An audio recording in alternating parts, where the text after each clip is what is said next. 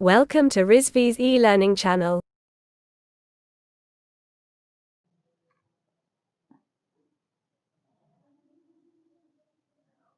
Good afternoon class. Heat and mass transfer subject में आज जो हम नेक्स्ट टॉपिक पढ़ने वाले हैं that is analogy between heat and electricity flow.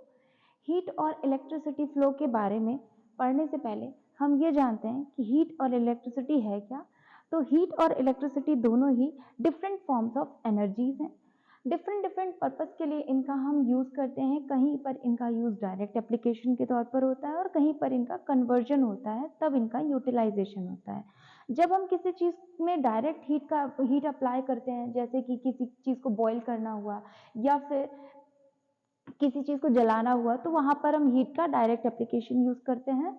और इलेक्ट्रिसिटी का यूज़ हम तब करते हैं जब हमें किसी इलेक्ट्रिकल अप्लायंसेस की ज़रूरत होती है, जैसे कि फैन या फिर घर के जितने भी इलेक्ट्रिकल अप्लायंसेस हो गए या मशीन के अप्लायंसेस हो गए जिसमें हमें इलेक्ट्रिसिटी का यूज़ हो। तो डिफरेंट पर्पस के अकॉर्डिंग हम इनका यूटिलाइजेशन करते हैं। हीट एक डायरेक्ट फॉर्म ऑफ एनर्जी है जो कि हमें मिलती है, और इलेक्ट्रिसिटी एक ऐसी फॉर्म ऑफ एनर्जी है जिसका हम कन्वर्जन करते हैं, डिफरेंट एनर्जीज को स्टोर करके इलेक्ट्रिसिटी में कन्वर्ट करते हैं for the purpose of uses. अब एनालॉगी टर्म पर चलते हैं। तो एनालॉगी क्या है? जैसे हमने प्रीवियस क्लास में पढ़ा था फूरियर्स लॉ ऑफ हीट कंडक्शन में, तो वहां पर हमने पढ़ा था कि एनालॉगस फंक्शन क्या होते हैं या एनालॉगी टर्म का मतलब क्या होता है। तो सिमिलरली एनालॉगी टर्म का मतलब ही है सिमिलैरिटी। सिमिलैरिटी मतलब कि एक जैसा एक कोई टर्म है वैसा ही बिल्कुल दूसरा हो, एक ही का दूसरा रूप, एक जैसे दिखने वाले। तो अब हीट और इलेक्ट्रिसिटी में कुछ सिमिलैरिटी है, इसीलिए यहाँ पे एनालॉगी टर्म इन दोनों के बीच में यूज हुआ है। तो आइए देखते हैं कि इनमें सिमिलैरिटी क्या है। ये बहुत ही कॉमन सी बात है कि हीट और इलेक्ट्रिसिटी दोनों ही एक फॉर्म ऑफ एनर्जीज हैं जिनका हम डिफरेंट पर्पस के लिए यूटिलाइजेशन करते हैं। सबसे इंटरेस्टिंग जो इनमें फैक्टर है, जो कि इनके बारे में पढ़ने के लिए सबसे इंटरेस्टिंग टर्म्स हैं, वो है कि कई सारे ऐसे मटेरियल्स होते हैं जो गुड कंडक्टर्स ऑफ हीट होते हैं, हीट के बहुत ही अच्छे कंडक्टर होते हैं, बट उनका हम यूज करते हैं इलेक्ट्रिसिटी पर्पस में भी, जहां पर हम किसी पॉइंट ऑफ सर्किट में इनका यूज करते हैं।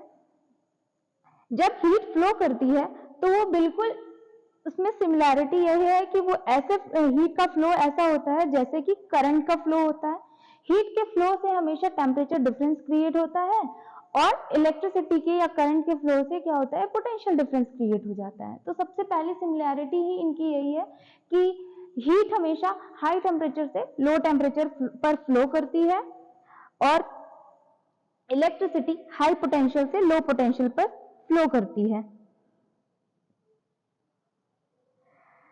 उसके बाद आते हैं कि जब हाई टेम्परेचर से लो टेम्परेचर पर फ्लो कर रही है, तो मानते हैं कि किसी एक मटेरियल को हम ले लेते हैं।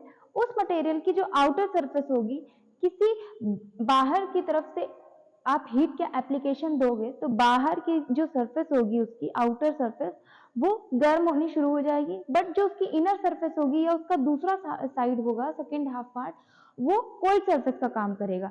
तो एक तरफ हो गई हॉट बॉडी, एक तरफ हो गई कोल्ड बॉडी। इनके बीच में कुछ ना कुछ तो टेम्परेचर का डिफरेंस है। आउटर बॉडी का टेम्परेचर जो है वो ज्यादा हो जाएगा सरफेस टेम्परेचर, और इनर बॉडी का सरफेस टेम्परेचर कम रहेगा। ये टेम्परेचर डिफरेंस क्रिएट करेगा। इस टेम्परेचर डिफरेंस को कम करने के लिए क्या होगी, कोल्ड बॉडी जो है वो कोल्ड बॉडी को गर्म करने का काम करेंगे, उसको टेम्परेचर पहुंचाने का काम करेंगे। कौन? उनके एटम्स जो आपके सॉलिड्स में होते हैं। सॉलिड सरफेसेस या सॉलिड बॉडी आपकी एटम से बनी होती है, और एटम ही हीट को कैरी करके एक एटम से दूसरे एटम को गर्म करते हुए ये पूरी बॉडी को हीट पहुंचा देते हैं। तो यहाँ पे जब टेम्परेचर डिफरेंस क्रिएट हो रहा है तो एक थर्मल ग्रेडियंट भी आएगा। थर्मल ग्रेडियंट क्या करेगा, वही हीट को ड्राइव करेगा, जिसकी आपकी यूनिट होगी डिग्री पर मिनट में, और ये हीट ट्रांसमिट होगी थ्रू द एटम्स, जिसकी वजह से टेम्परेचर डिफरेंस क्रिएट होगा। रेट ऑफ हीट ट्रांसफर जो होगा, या जिस रेट से हीट आपकी ट्रांसफर हो रही होगी, वो डायरेक्टली प्रोपोर्शनल होती है उस मटेरियल की थर्मल कंडक्टिविटी के और उनका जो टेम्परेचर ग्रेडियंट क्रिएट हो रहा है या थर्मल ग्रेडियंट जो आ रहा है उसके डायरेक्टली प्रोपोर्शनल होगी। तो dq by dt is equal to ka dt by dx calories per second. ये आपकी जो हीट होती है ये फॉलो करती है फूरियर्स लॉ को। फूरियर्स लॉ के अकॉर्डिंग जो आपकी हीट ट्रांसफर रेट होती है वो टेम्परेचर डिफरेंस अपॉन RTH यानी कि थर्मल रेजिस्टेंस के जो आपका T1 minus T2 upon RTH thermal resistance है उसके बराबर होती है, जहां पर आप T1 T2 को टेम्परेचर डिफरेंस डेल्टा T भी डाल सकते हो और थर्मल रेजिस्टेंस जो होता है वो उन दो एलिमेंट या सरफेस के बीच की डिस्टेंस अपॉन उनकी थर्मल कंडक्टिविटी उस मटेरियल की और उनके सरफेस एरिया के थर्मल कंडक्टिविटी और सरफेस एरिया का जो प्रोडक्ट होता है और एल से डिवाइड करेंगे इनके प्रोडक्ट को तो उसके बराबर ये आपका थर्मल रेजिस्टेंस होता है। अब आते हैं इलेक्ट्रिसिटी फ्लो की। तो जब हम इलेक्ट्रिसिटी की बात करते हैं तो इनके जो मेन 3 फैक्टर्स होते हैं। फर्स्ट फैक्टर है इसका वोल्टेज, सेकेंड है current and third is resistance. तो जब हम इलेक्ट्रिसिटी की बात करते हैं तो यानी कि हम इन्हीं तीनों चीजों की बात करते हैं। जब इलेक्ट्रिसिटी फ्लो करती है तो बिल्कुल सिमिलरली हीट को ही फॉलो करते हुए फ्लो करती है। जैसे हीट आपकी हाई टेम्परेचर से लो टेम्परेचर की तरफ फ्लो करती है वैसे ही इलेक्ट्रिसिटी हाई पोटेंशियल से लो पोटेंशियल की तरफ फ्लो करती है। जब ये पोटेंशियल हाई पोटेंशियल से लो पोटेंशियल की तरफ फ्लो करती है तो यहाँ पे पोटेंशियल डिफरेंस क्रिएट होता है। वो पोटेंशियल डिफरेंस आपका चार्जेस के थ्रू ट्रांसमिट होता है, या वो पोटेंशियल आपका जो होता है या इलेक्ट्रिसिटी का जो फ्लो होता है चार्जेस के थ्रू होता है। और वो जो पोटेंशियल डिफरेंस क्रिएट होता है उसे हम पोटेंशियल ग्रेडियंट के नाम से जानते हैं dV by dx, और ये चार्ज कैरी कराते हैं।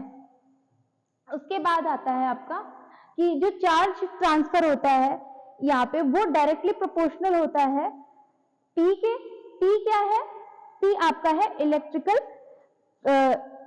इलेक्ट्रिकल कंडक्टिविटी और उसकी जो पोटेंशियल ग्रेडियंट होते हैं उनके मल्टीपल के। That means dq by dt is equal to pa dv by dx।